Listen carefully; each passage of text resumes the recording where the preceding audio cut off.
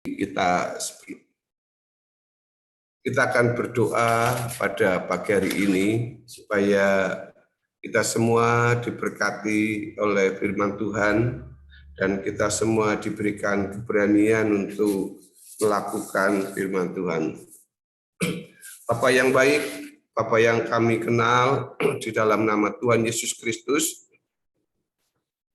pada pagi hari ini kami bersyukur kepadamu Bapa, karena Engkau sangat baik yang selalu memelihara kami dalam setiap hidup kami, sehingga kami pagi hari ini boleh memuji Tuhan, memuliakan nama Tuhan, bahkan kami akan mengawali hari kami pada hari ini dengan mendasari kebenaran firman Tuhan. Kiranya pagi hari ini Bapa Engkau berbicara kepada kami hamba-Mu yang tidak ada apa-apanya. Kiranya urapan Tuhan turun atas kami, sehingga kami semua diberkati tanpa terkecuali, baik kami hamba-Mu yang akan menyampaikan firman-Mu, kiranya urapan Tuhan turun, pakai lidah bibir mulut hamba-Mu, untuk mengatakan seperti yang Bapa mau katakan kepada kami. Dan kami semua yang hadir di Zoom ini, kiranya juga Tuhan diberikan roh pengertian akan firman Tuhan, sehingga kami semua boleh memahami tentang kebenaran firman Tuhan. Terima kasih Bapak, tutup bungkus kami semua dengan kuasa-Mu, supaya sampai selesai Zoom ini, kami semua boleh diberkati dan kami berpisah dengan penyertaan dan pertolongan Tuhan atas kami. Terima kasih, dalam nama Tuhan Yesus kami berdoa, haleluya, amin. Tuhan Shalom Bapak Ibu, kita bersyukur kepada Tuhan karena hari ini saya boleh berjumpa kembali dengan Bapak Ibu Saudara. Mungkin menjadi sebuah pertanyaan yang aneh bagi saudara, karena saya nggak tahu berapa lama Anda itu sudah menjadi orang Kristen.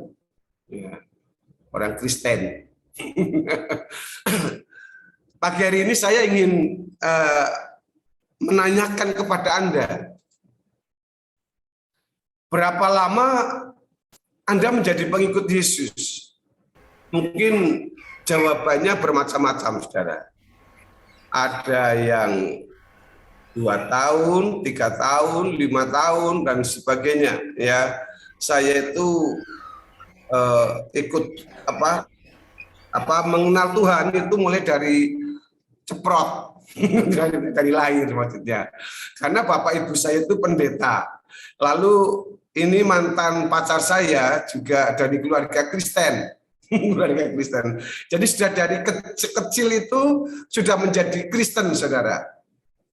Tapi pertanyaannya, apakah kalau kita sudah lama jadi Kristen, kita mengenal Yesus?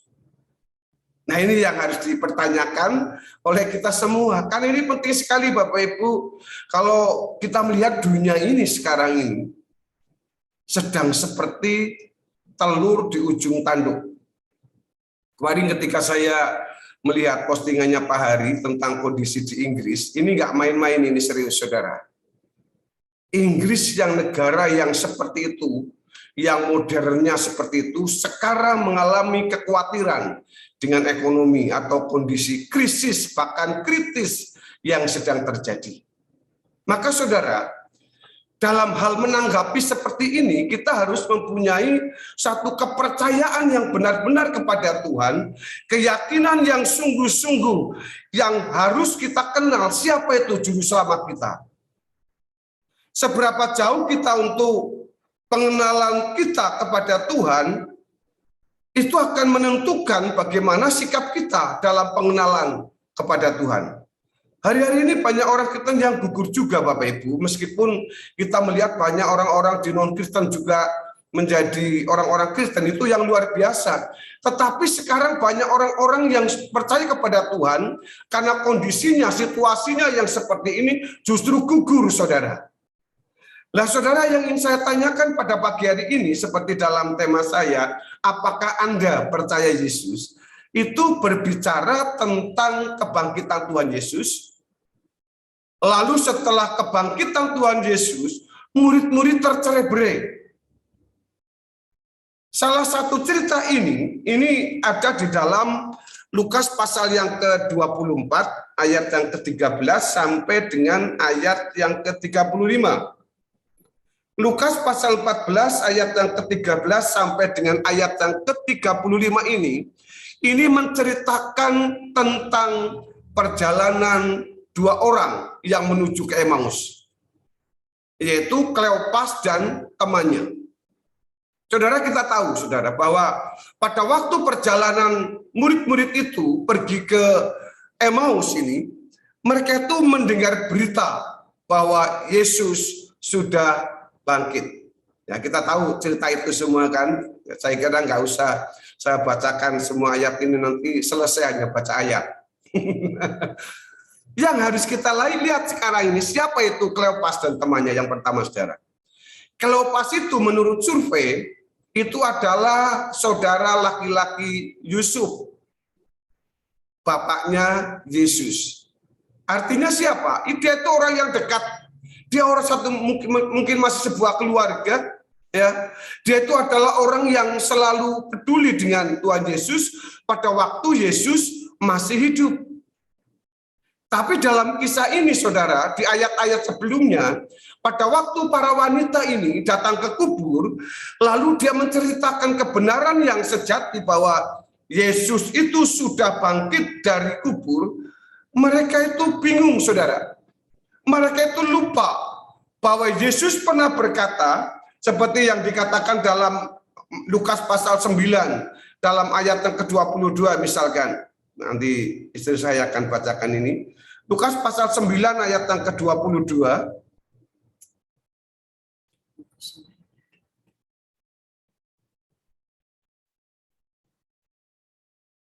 Lukas 9 ayat 22 demikian. Dan Yesus berkata, anak manusia harus menanggung banyak penderitaan dan ditolak oleh tua-tua, imam-imam kepala dan ahli-ahli Taurat, lalu dibunuh dan dibangkitkan pada hari ketiga. Ya, ini firman Tuhan. Bahwa Tuhan Yesus itu akan menanggung banyak penderitaan. Karena untuk menjadi juru selamat itu dia akan menanggung segala penderitaan, menanggung segala dosa, menanggung segala kesalahan manusia. Dan ini jauh-jauh sudah dinubuatkan oleh Tuhan Yesus sendiri, bahwa dia itu akan menanggung banyak penderitaan, akan ditolak oleh tua-tua, imam-imam kepala dan ahli Taurat, lalu akan dibunuh. Nah, sampai di situ akan dibunuh, lalu murid-murid sudah bingung. Mereka tercerai-berai, mereka pergi kemana-mana, mereka itu tidak mempercayai tentang Tuhan. Apalagi pada waktu pagi hari, ternyata Yesus sudah bangkit. Mereka tambah tidak percaya, karena para wanita itu bilang Yesus sudah bangkit. Termasuk Petrus pada waktu itu langsung pergi ke kubur untuk melihat kuburnya. Yang ada di sana hanya tinggal kain kapan yang ada di sana. Bapak Ibu yang saya kasih dalam Tuhan, Bapak Ibu dalam kondisi yang seperti itu kadangkala kita mulai kehilangan keyakinan kita. Pada waktu kita dalam keadaan mengalami situasi yang paling buruk, saudara, kita bukannya mempercayai apa yang dikatakan oleh firman Tuhan, tapi justru sebaliknya. Padahal Tuhan sudah berkata bahwa dia akan mati dan bangkit pada hari yang ketiga. Lalu masih dalam Lukas 9 ayat yang ke-44 juga mengatakan, dengarkanlah dan camkanlah segala perkataanku ini, anak manusia akan diserahkan ke dalam tangan manusia. Semuanya terjadi persis, saudara. Tetapi murid-murid Tuhan ini tidak percaya. Kleopas dan temannya itu, lalu mereka pergi ke Emmaus. Emmaus dari Yerusalem ke Emmaus itu, ke Galilea ini sekitar 11 kilo, saudara. Karena perjalanan waktu itu kalau jalan kaki itu sekitar 2 jam. Ya, karena 7 mil itu kurang lebih sekitar 11 kilo. Mereka kecewa dan pulang, akhirnya menuju ke ke Emmaus, ya. Dan apa yang terjadi Bapak Ibu yang bisa kita lihat di sana dalam peristiwa ini, mereka itu menceritakan tentang Yesus di jalan. Mereka mulai berbincang-bincang tentang Yesus, saudara, ya, pergi dan menuju ke tempat itu, mereka itu menceritakan dengan jelas siapa itu Yesus, dan dia bercerita dalam perjalanan itu mungkin dalam kecewaan, ngobrol, Yesus kenapa katanya mau menjadi juru selamat, mungkin saudara, ya, katanya akan menyelamatkan kita, akan menolong kita, ya. Mereka itu berbincang-bincang tentang Yesus. Nah, ini yang luar biasa di sini. Tetapi yang diceritakan di situ, mereka itu tidak tahu bahwa itu adalah sebuah penggenapan firman Tuhan yang sudah dijadikan, yang menjadi kenyataan. Dan pada waktu itu tiba-tiba ada seorang yang datang bersama dengan mereka.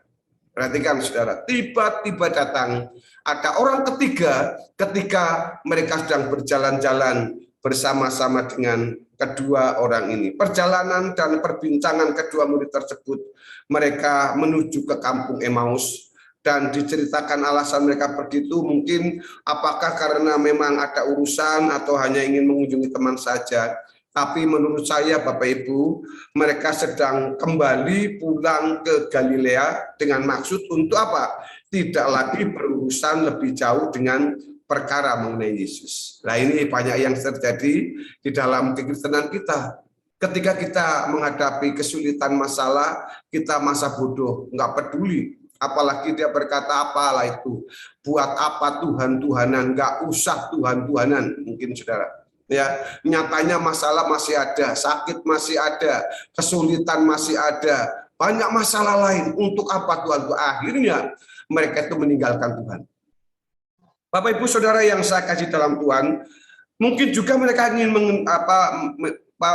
menyepi untuk merenungkan kembali saudara. Tetapi kenyataannya saudara, pada waktu itu ketika mereka sedang ada di dalam perjalanan dalam Lukas 24 ayat yang ke-14, dan mereka bercakap-cakap tentang segala sesuatu yang telah terjadi. Siapa yang dipercakapkan? Yang dipercakapkan itu adalah tentang Yesus. Siapa itu Yesus? Dia ceritakan semua. Kalau boleh zaman sekarang itu dia itu seorang teolog yang tahu tentang firman Tuhan, yang mengerti tentang kebenaran firman Tuhan, yang diceritakan dari awal sampai akhir, sampai dia mati saudara.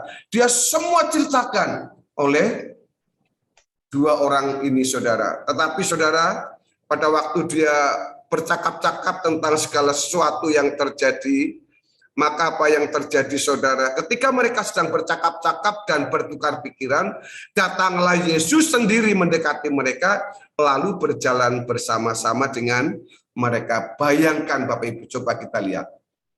Dia sedang bercerita tentang Yesus. Nah, mungkin ngerasani zaman sekarang ya Bapak Ibu, ngomongin Yesus. Tetapi nggak tahu siapa yang berjalan dengan dia. Nggak mengerti siapa yang tiba-tiba hadir bersama dengan dia. Malah justru dia berkata, apa kamu satu-satunya orang yang tidak mengenal Yesus. Tentang peristiwa itu. Dia mengatakan dalam ayat-ayat yang selanjutnya berkata tentang itu saudara. Tetapi dia sendiri tidak tahu sedang berbicara kepada siapa. Nggak tahu apa yang diperbicarakan. Tetapi saudara, pada waktu dia bercerita itu, dia nggak mengenal Yesus. Kenapa saudara? Dalam ayat 16 mengatakan, tetapi ada sesuatu yang menghalangi mata mereka, sehingga mereka tidak dapat mengenali dia. Perhatikan, ada yang menghalangi mereka, sehingga mereka tidak dapat mengenal mereka. Apakah itu yang menghalangi mata mereka? Kemungkinan Bapak Ibu yang pertama itu rasionalitas. Orang Yahudi, rasionalitasnya adalah yang menjadi juru selamat itu harus menjadi penyelamat bagi bangsanya. Tapi dia mati. Itu yang pertama. Secara rasionalitasnya mereka, sehingga peristiwa kebangkitan itu tidak dapat mereka terima dengan akal sehat mereka. Bahwa Yesus akan mati, akan bangkit, dan dia akan naik ke surga. Dia nggak berpikir secara akal sehat lagi, saudara. Yang dipikirkan itu secara rasionya, yang dilihat, yang dirasakan. Seperti mereka dikasih makan, melihat mujizat, melihat pertolongan Tuhan, mereka baru percaya kepada Tuhan. Tapi pada waktu Tuhan membuktikan fakta kebangkitannya, mereka nggak percaya, saudara. Mereka bubar, Bapak Ibu. Mereka pergi meninggalkan Yerusalem. Lalu mungkin juga yang kedua adalah perasaan putus asa yang sangat mendalam, Bapak Ibu. Harapannya tidak seperti yang diharapkan, impiannya tidak terjadi seperti harapan yang diinginkannya, saudara. Karena apa itu, saudara? Di dalam ayat yang ke-16, dia atau mereka tidak mengenal Tuhan Yesus. Maka saya bertanya kepada Anda, apakah Anda percaya kepada Yesus? Lalu yang kedua, apakah Anda mengenal Yesus?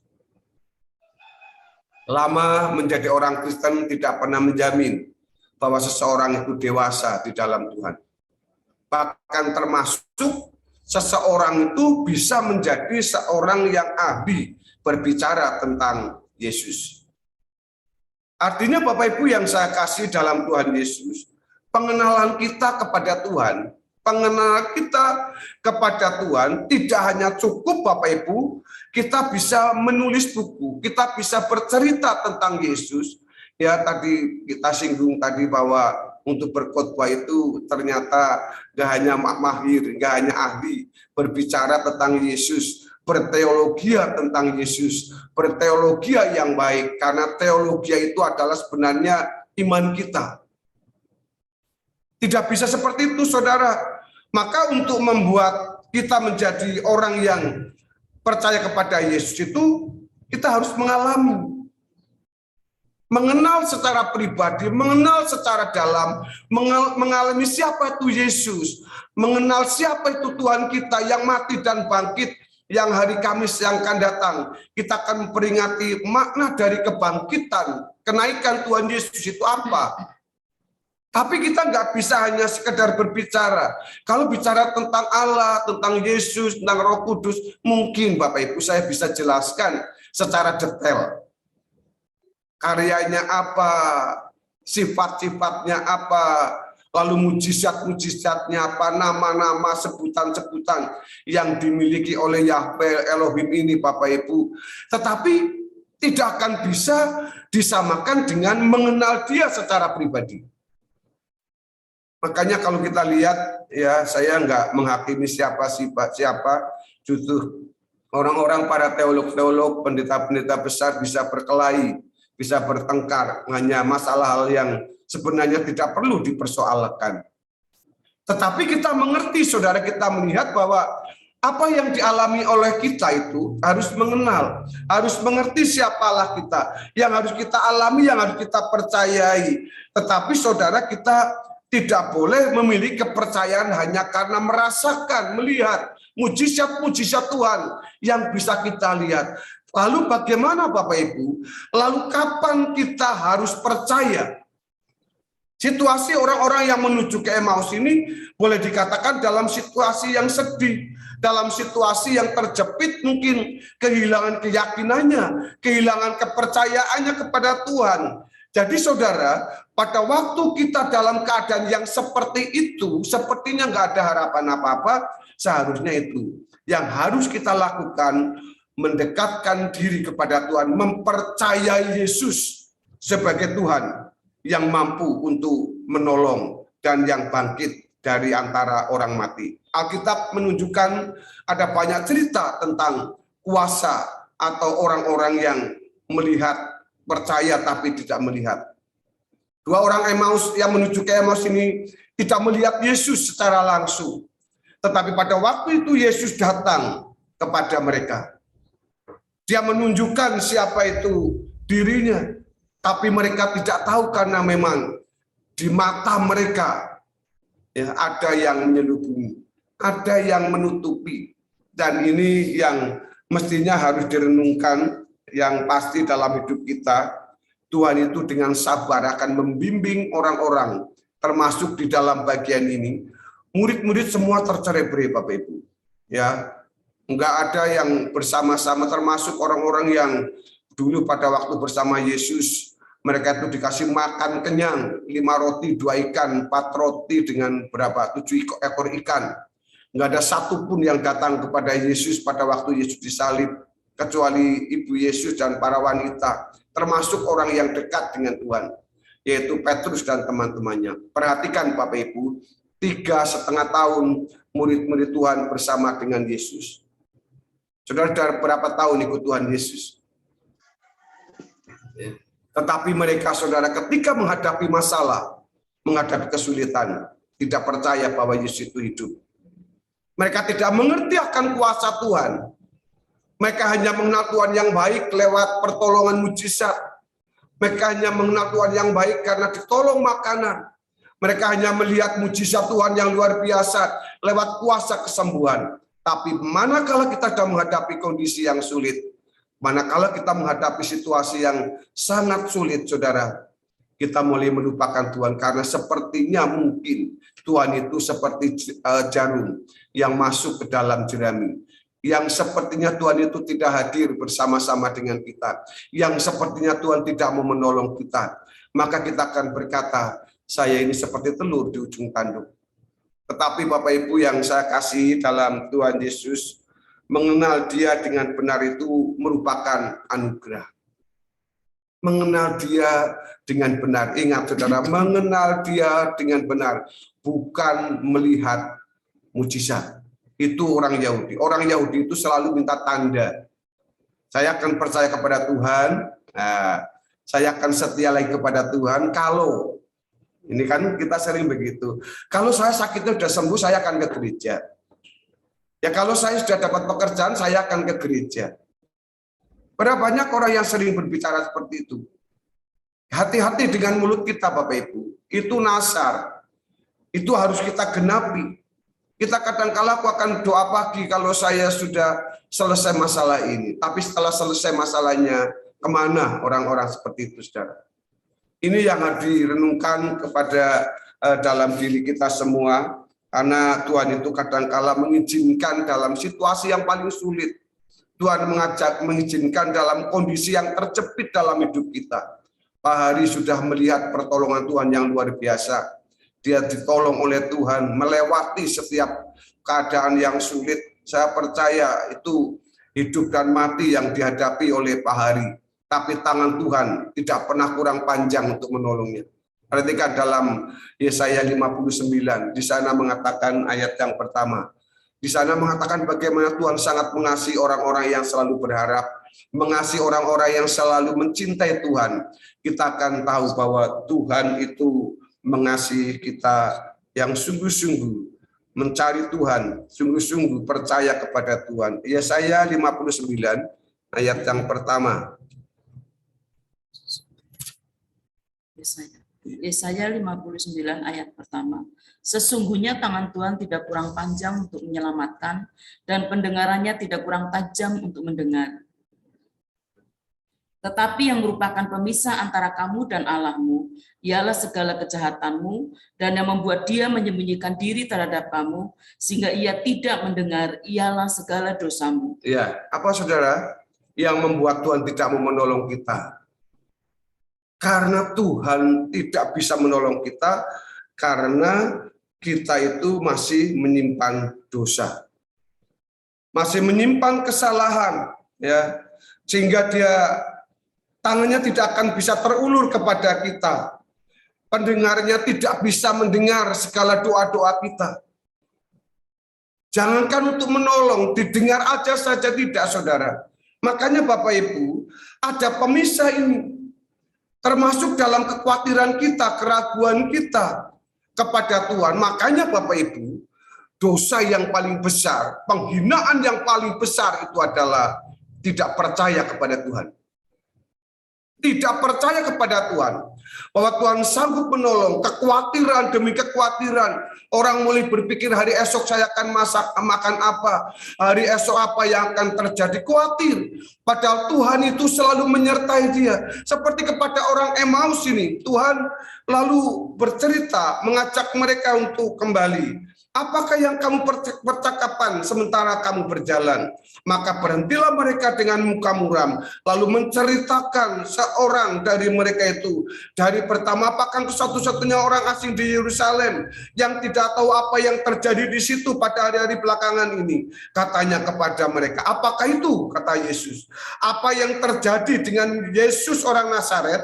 Dia adalah seorang nabi, perhatikan, yang berkuasa dalam pekerjaan dan perkataan di hadapan Allah dan di depan seluruh bangsa kami. Tetapi imam-imam kepala dan pemimpin-pemimpin kami telah menyerahkan dia untuk dihukum mati dan mereka telah menyalibkannya. Padahal kami dulu mengharapkan ini, saudara. Padahal kami dulu mengharapkan pertolongannya. Tapi selanjutnya, bahwa dialah yang datang untuk membebaskan bangsa Israel. Betul kan? Bahwa mereka itu punya harapan supaya Israel itu dibebaskan dari penjajahan Romawi. Tetapi kenyataannya apa yang terjadi, saudara? Tetapi sementara itu telah lewat 3 hari sejak semuanya itu terjadi. Tetapi beberapa perempuan dari kalangan kami telah mengejutkan kami. Pagi-pagi buta mereka telah pergi ke kubur dan tidak menemukan mayatnya. Artinya apa? Untuk apa berharap? Untuk apa percaya? Nyatanya sudah tidak ada di kuburnya saja. Mereka kehilangan keyakinannya. Mereka kekhawatirannya muncul. Tidak percaya akan firman Tuhan atas sabda Tuhan yang disampaikan kepada mereka. Lalu ayat yang ke-24, dan beberapa teman kami telah pergi ke kubur. Ini telah membuktikan, telah melihat bahwa Yesus sudah tidak ada, dan yang mendapati bahwa memang benar yang dikatakan perempuan-perempuan itu, tetapi dia tidak melihat. Lalu ia berkata kepada mereka, Yesus, hai kamu orang bodoh, betapa lambannya kamu hatimu sehingga kamu tidak percaya. Ini saudara, betapa lambannya hatimu karena kamu tidak percaya segala sesuatu yang telah dikatakan para nabi. Bukankah Mesias harus menderita semuanya itu untuk masuk ke dalam kemuliaannya? Bapak Ibu Saudara yang saya kasih dalam Tuhan, Tuhan akan datang kepada Anda secara khusus. Jangan jadi orang bodoh, jadilah orang yang bijak, jadilah orang yang berhikmat. Tuhan mampu, Tuhan berkuasa untuk memberikan pertolongan kita. Jangan biarkan hati kita terbawa oleh keadaan arus dunia yang sedang menghadapi kondisi yang sulit seperti ini, saudara. Tapi tetap percayakan kepada Tuhan. Justru pada saat situasi yang terjepit, pada saat kondisi yang kritis, bahkan krisis dan kritis sekalipun, jangan lupa, saudara, jangan pernah berkata Tuhan tidak ada. Tuhan selalu ada bersama-sama dengan Anda dan saya. Lalu Tuhan mencelikan mata 2 orang Emmaus ini yang menuju Emmaus. Lalu mereka pulang, lalu dia menunjukkan kembali, memberikan perjamuan. Lalu setelah itu, Bapak Ibu, 2 orang ini bangkit pada malam hari itu.